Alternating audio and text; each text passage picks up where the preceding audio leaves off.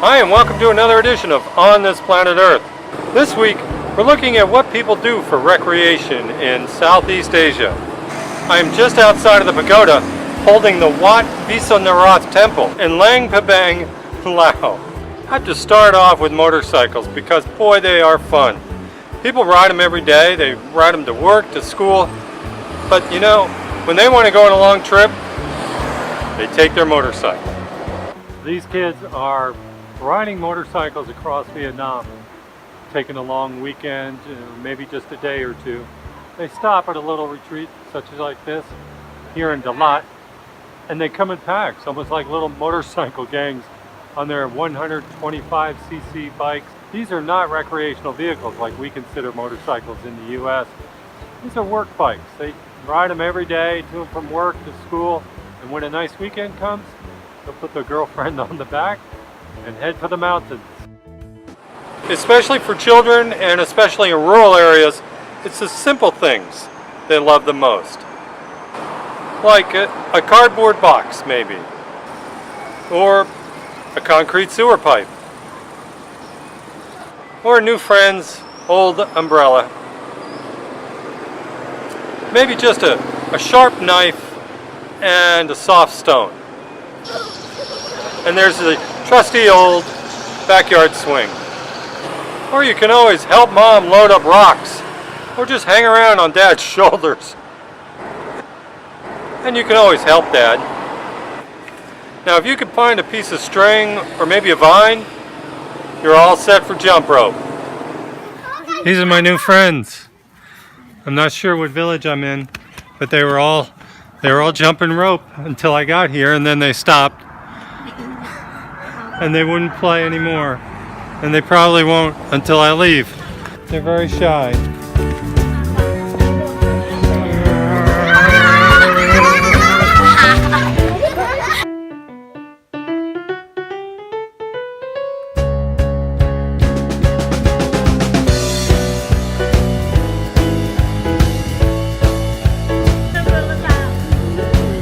Goodbye. Yeah, there's also a lot of screen time. Everywhere I go, I see cell phones out. Here's something I've never seen before.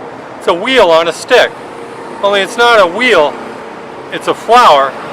And it's not a stick, it's the stem. I remember a great old hobby was to push a tire with a stick. I saw a boy doing this, and I really wanted to catch it on video, but he really didn't want me to. And that young man took complete control of the situation. Now if you have an old pair of sandals, here's a game for you. And then there's always some variation of hopscotch. This one also seems to involve the skill of tossing things. And you can always throw rocks at batteries. That works. Or if you're young enough and Mom isn't watching, there's always playing with red hot coals. They do love their board games and their group games. I see a lot of people playing chess or some version of checkers. There's a billiard hall in pretty much every town I've been to. Many of them are sort of outdoors. A really popular betting game is this sort of food or animal roulette played with some dice. And then I think people play cards around the world. Now I've never seen a cockfight in Southeast Asia, but I've seen enough evidence to know pretty much that they do enjoy that, yes. Now they do have a few organized sports around here. Of course they do play soccer. And then there are the three popular net games: tennis, volleyball, and badminton. There's pretty much a martial arts studio in every town you go to. And wherever you go around here, you can usually find kids or someone swimming or paddle boats. A popular activity is to build kites and fly them. And this region has its share of theme parks, including this one, which was abandoned years ago and has become quite the underground tourist attraction. And one of the most popular activities is what they call bowl.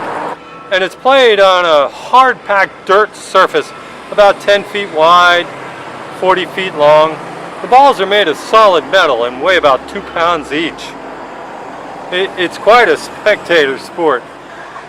Actually, it's a lot like billiards, only without the pockets, without the sticks, without a table and all that, but just like it.